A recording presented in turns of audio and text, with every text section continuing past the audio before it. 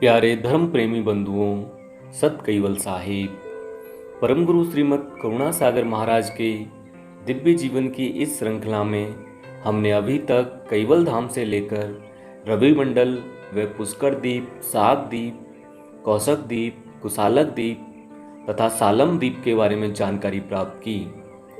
अब हम बात करेंगे पालकी द्वीप में परम गुरु श्रीमद् करुणा सागर महाराज के दिव्य जीवन के बारे में। दीप पाल की आत्म अयाना, अब हम देखो किया पियाना, तहाँ हम प्रगट भये हैं सोई, बाग एक बैठे जई मोई।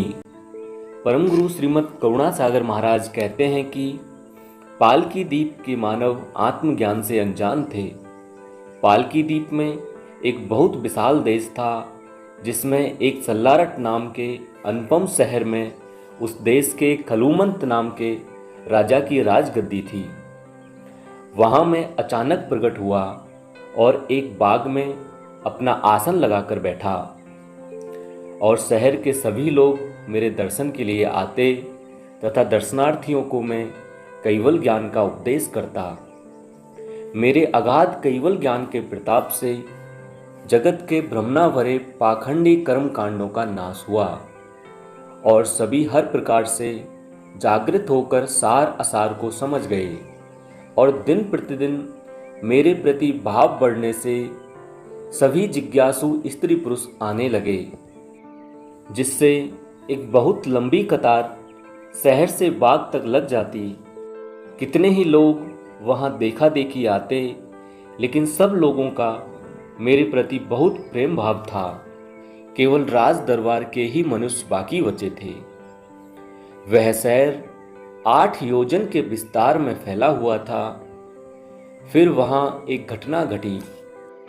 एक दिन राजा की पटरानी को डाकिन का प्रकोप हो गया। उसके उपचार हेतु राजा ने मंत्र तंत्र, धूप ध्यान, वेदों के मंत्रों का उच्चारण करवाया।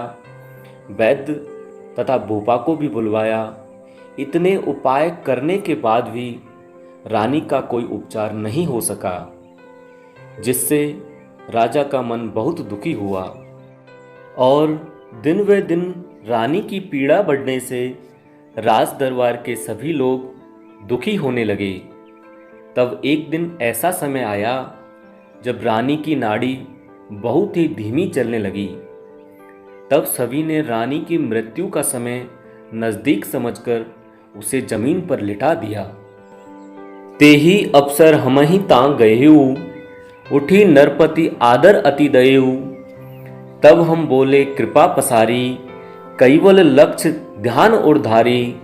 राजा कहो दुखित क्यों रानी, केही विधि प्रथम ब्राग बयानी। परम गुरु श्रीमद् करुणा सागर महाराज कहते हैं कि ऐसी स्थिति को देखकर मैं राज दरबार में गया तो राजा ने मुझे देखते ही अपने आसन से उठकर मेरा बहुत आदर सत्कार किया और मैंने राजा को कहा, हे राजन, रानी क्यों दुखी है? तब राजा ने परी उत्तर दिया कि हे अवधूत पुरुष, हम हमारी कुलदेवी के मंदिर में दर्शन के लिए गए थे। वहां से वापस आते समय रानी को यह दुख हुआ। परम गुरु श्रीमद् करुणा सागर महाराज कहते हैं कि मैं पूर्व से ही यह सब जानता था, परंतु यह दुख राजा से जानने के बाद मैंने राजा से कहा कि हे राजन, अब तुम किसी प्रकार की कोई चिंता मत करो।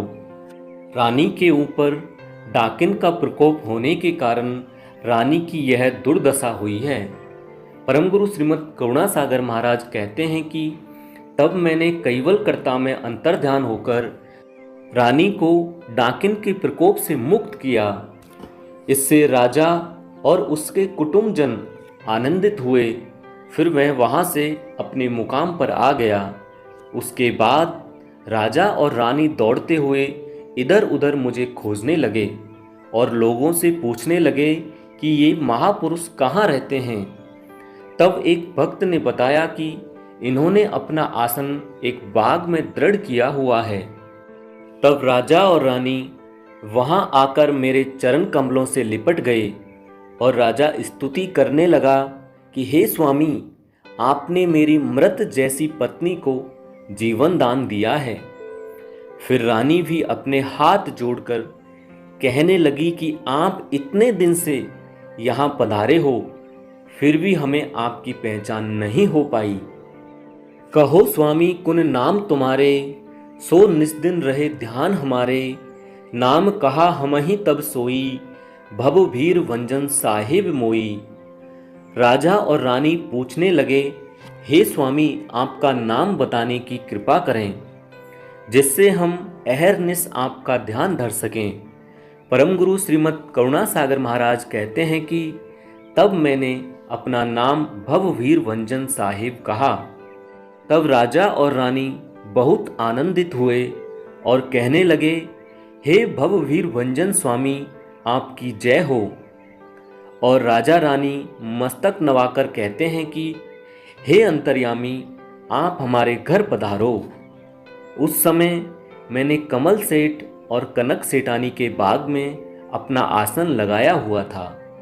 राजा के कुटुंबजन कहने लगे कि हम आपकी ऐसी अद्भुत गति को नहीं जानते थे। तब सेठ सेठानी से लेकर सभी ने नम्रता पूर्वक मेरी शरण ग्रहण की। सेठ सेठानी कहने लगे, हम तो समझ रहे थे कि कोई साधु हैं और उन्होंने अपनी इच्छा अनुसार बाग में आसन किया है।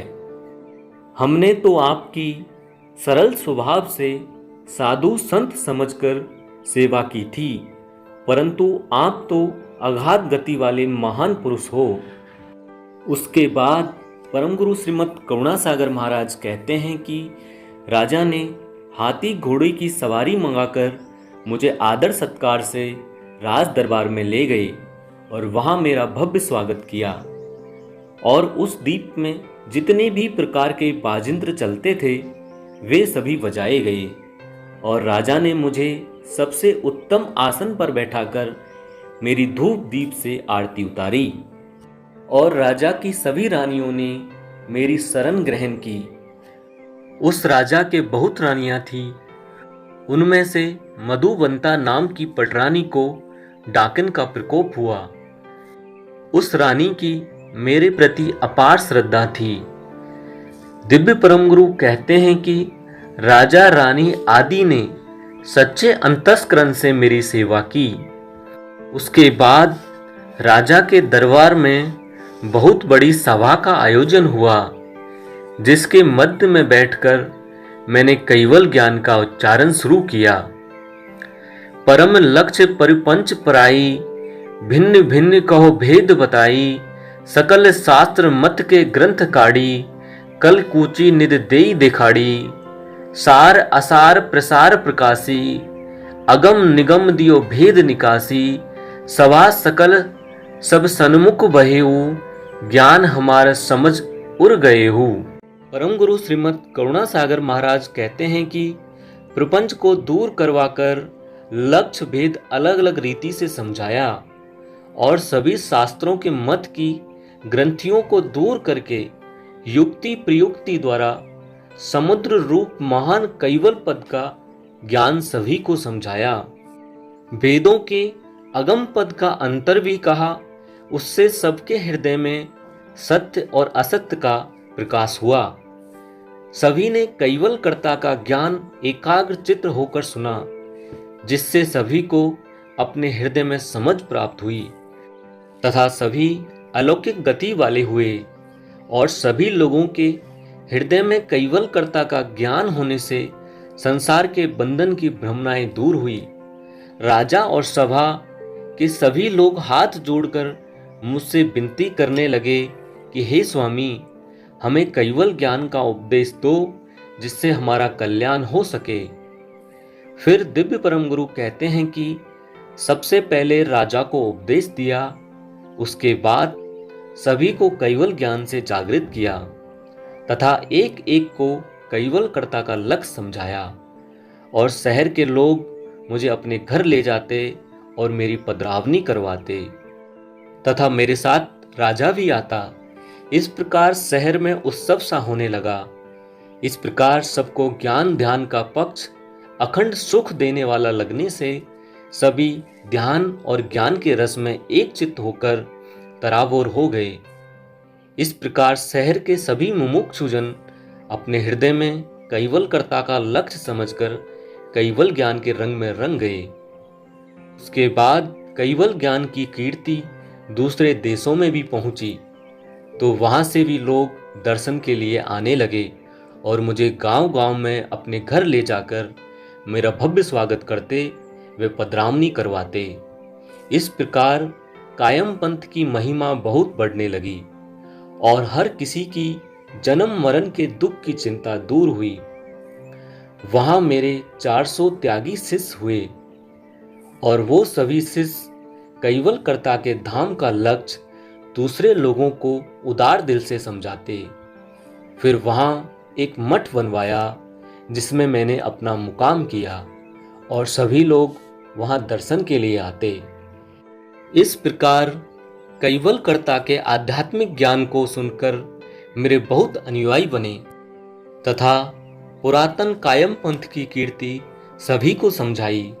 उन सभी त्यागी संतों में से 16 संत कैवलदर्शी और सभी में श्रेष्ठ थे और उन 16 में से 2 तारन तरन पुरुष कैवलवेत्ता थे। उनमें एक का नाम अखिल दास और दूसरे का नाम अलख दास था। दूसरे लोगों का मैं क्या वर्णन करूं, क्योंकि मेरे लिए तो सभी एक समान थे, लेकिन समझ के अनुसार छोटा या बड़ा मालूम पड़ता है। एक ही अंश सकल घट व्यापी, स्थावर जंगम आद्य अध्यापी, समझ बिना भुगते भव भारा, समझ गए सो भय भव पारा। सकल लोकन में समझ अनुपा, समझ थकी ज्ञानी भड़ भूपा। राजा पंडित बजीर बकीला, जिन जितनी समझन पद खिला। भक्त बैरागी ज्ञानी बेता, पकड़ा पद समझा जही जेता। ए सर्वे समझन के भीदू, वस्तु गत्ते काई नहीं नखीदू। ते माटे वस्तु गत ज्ञाता, द्वे कीना सबसे भिक्षाता। परम गुरु श्रीमद करुणासागर महाराज कहते हैं कि आदि अनादि से स्थावर जंगम जाति के तमाम घाटों में एक ही सजाति का अंश व्यापक रहता है और जिसे उस अंश की समझ नहीं वह जन्म मरण के दुख भोगता रहता है। जगत में भी सब लोगों में समझ को श्रेष्ठ माना गया है। समझ के अनुसार ही पद मिलता है, अर्थात बड़े बड़े ज्ञानी पुरुष राजा, वकील, वजीर इत्यादि उनकी समझ के अनुसार ही बनते हैं। भक्त, बैरागी, ज्ञानी और बेता पुरुष भी उनकी समझ के अनुसार ही होते हैं।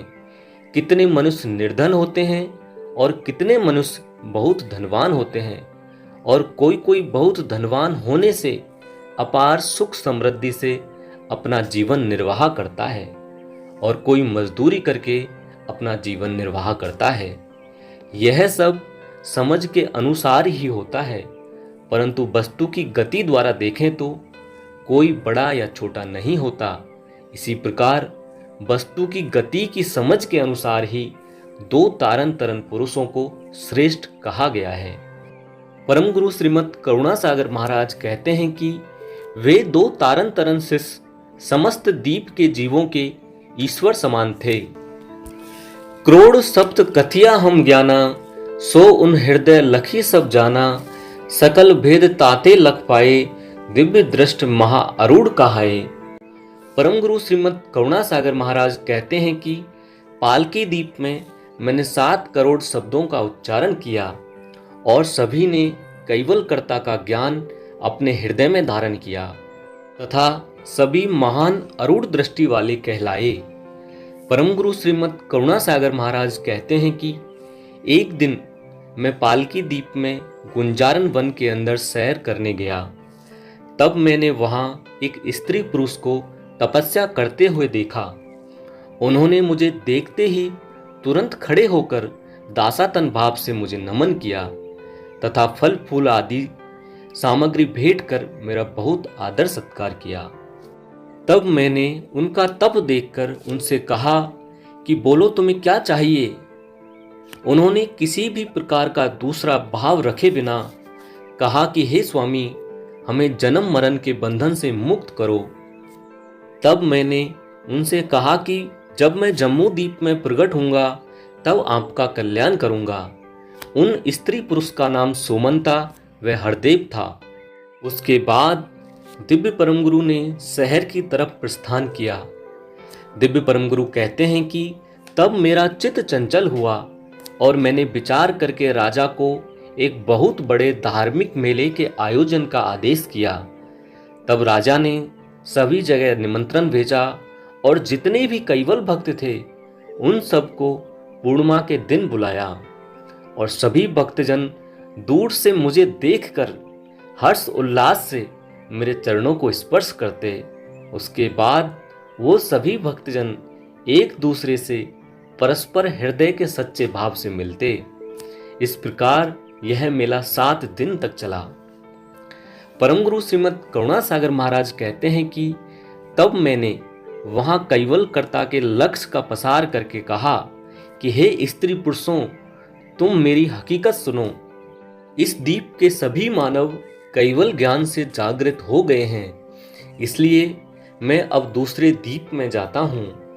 तुम संत पुरुषों की सेवा करना और जो मैंने तुम्हें लक्ष्य दिया है उसका अहरनिश ध्यान धरना। तब सभी लोग कल्पांत करते हुए रुदन करने लगे। द्वैत भाव देही को ध्यो नाखी, हम अद्वैत चैतन जुओ जाखी। अमर अखे अविचल तन मेरा, निज कैवल सम नहीं फार फेरा। ऐसा स्वरूप सदोदित हमहि, सोई निज ध्यान धरो उर तुमहि। औठ हाथ हम नहीं उन्माना, देह हमारी व्यापक ज्ञाना। जो उपजे बिनसे नहीं काऊ, सो निज पद हम सदा रहाऊ। परम गुरु श्रीमद करुणासागर महाराज कहते हैं कि मेरे सभी संत और भक्तजन अपने मन में शोकग्रस्त होकर दुखी होने लगे। फिर मैंने उनको कैवल कर्ता के अगाध लक्ष्य की पहचान कहकर कैवल लक्ष्य के प्रति अधिक दृढ़ता रखने की सीख दी और कहा कि मेरे स्थूल शरीर के द्वैत भाव को दूर करके एक अद्वैत चैतन्य स्वरूप को देखो। मेरा अंश स्वरूप अजर, अमर, अक्षय और अविचल है, अर्थात कोई भी प्रकार के अंतर के बिना कैवल कर्ता के जैसा मेरा स्वरूप है। दिव्य परम गुरु कहते हैं कि तुम मेरे चैतन्य स्वरूप का अपने हृदय में ध्यान धरना। मेरा 3.5 हाथ माप वाला स्वरूप नहीं है, परंतु मेरा स्वरूप तो ज्ञान द्वारा व्यापक है। 14 लोक से लेकर पिंड ब्रह्मांड, 7 द्वीप, 9 खंड आदि के स्वरूप पंच तत्व से बने हैं, लेकिन मैं तो इन सब से परे और जहां पर किसी भी प्रकार की कोई उत्पत्ति और नाश नहीं होता, ऐसे निज पद में हमेशा रहता हूं। ये जगत का साज तो प्रकृति द्वारा उत्पन्न किया हुआ है, लेकिन मेरा स्वरूप इससे न्यारा है। 4 खानी में उत्पन्न हुए जीवों के देह के तत्व एक ही जाति के हैं, परंतु घाट का स्वरूप अलग अलग है। लेकिन सभी घाट में चैतन्य अंश एक ही जाति का है। सो नहीं है सकतन का जाया, कैवल अंश अरसते आया। बास कीनो तन में अब आनी, भूल गयो निज स्वरूप निशानी। ते माटे सब जीव कहाना, निज पद से जब भया अयाना। जब भूले आपना सब आपा, तब करता शक्ति गुण थापा। परम गुरु श्रीमद करुणासागर महाराज कहते हैं कि घाट में विराजमान अंश शक्ति द्वारा उत्पन्न हुआ नहीं है, परंतु वह तो अरस स्थित कैवल कर्ता जिस धाम में बसते हैं उस कैवल धाम से आया है और उसने इस घाट में निवास किया है। लेकिन स्थूल घाट में निवास करने से वह अपने स्वरूप की समझ भूल गया। जब से अंश निज कैवल पद से अनजान हुए, तब से वे जीव कहलाने लगे, और जब वह अंश अपने चैतन्य स्वरूप को भूल गया, तब उसने 3 गुण और शक्ति को कर्ता के रूप में स्थापित किया। परंतु यहाँ तक तो माया की ही रचना है और 84 लक्ष प्रकार के घाटों में सभी एक दूसरे से अधिक सामर्थ्य वाले हैं। उनमें 3 गुण शक्ति निरंजन के शरीर की विभूति अधिक सामर्थ्य वाली है। उन सभी घाटों की रचना प्रथम निजकर्ता ने की है और कैवलकर्ता से उत्पन्न हुए सभी घाटों में अवतार आदि से लेकर समस्त मानव 3 गुण शक्ति निरंजन आदि का समावेश होता है। और उन सभी घाटों में इतना संच कैवलकर्ता ने भरा है कि उनमें से असंख्यों घाट उत्पन्न हो सकते हैं, परंतु कोई नया घाट का स्वरूप नहीं बन सकता। शक्ति द्वारा घाटों की संख्या में तो वृद्धि हो सकती है, लेकिन कोई नवीन घाट की रचना नहीं हो सकती। घाटों में उनके नमूने अनुसार शक्ति का संचरण होता है, जिससे विश्व के अज्ञानी मानव शक्ति को कर्ता कहते हैं, परंतु अंश के सृजनहार शक्ति नहीं है। सो आत्म चैतन चिद हमहि, घाट भाग बीवा कही गमहि, अकल अघाट ऐसा हम पोते, घाट भाव आनी क्यों रोते। परम गुरु श्रीमद करुणा सागर महाराज कहते हैं कि मैंने तुम्हें घाटों की समझ कही है, तुम मेरे चैतन अंश स्वरूप को पहचानो। मैं तो स्वयं अकल और बिना घाट का हूं, अर्थात मेरा स्वरूप घाट से अलग है। इसलिए तुम मेरे स्थूल जड़ शरीर के घाट के प्रति प्रेम रखकर किस लिए रुदन कर रहे हो। इस प्रकार जब कैवल ज्ञान समझाया, तब पालकी द्वीप के सभी मानव चैतन्य स्वरूप को पहचानने वाले हुए, जिससे सर्व मानवों की दिलगिरी दूर हुई और चैतन्य स्वरूप के प्रति दृढ़ता हुई, जिससे उनकी मन की बात मैंने जान ली। कैवल ज्ञान होने से सभी निश्चिंत हुए तथा जड़ शरीर का दृष्टिगोचर दुख दूर हुआ। तब मैंने समझा कि इस द्वीप के सभी मानव ज्ञान से जागृत हो गए हैं। इस प्रकार सभी चैतन्य स्वरूप के वेत्ता बने। दिव्य परम गुरु कहते हैं कि तब मैंने सबसे आज्ञा मांगी और सभी को सत कैवल कहकर देह सहित अदृश्य हो गया।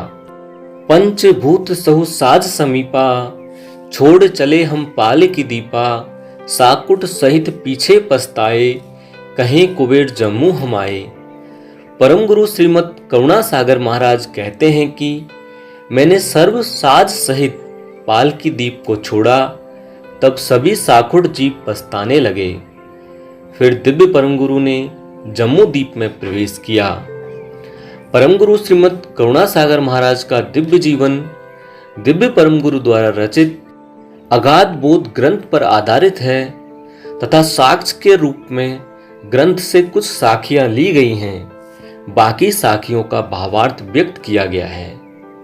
यदि इसमें किसी भी प्रकार की कोई त्रुटि हो तो मूल ग्रंथ को प्रमाणित माने और कृपया हमें अवश्य सूचित करें। प्यारे धर्म प्रेमी बंधुओं, दिव्य परम गुरु का जम्मू द्वीप में दिव्य जीवन के बारे में हम अगले वीडियो में बात करेंगे। तब तक के लिए सभी को सत कैवल साहिब।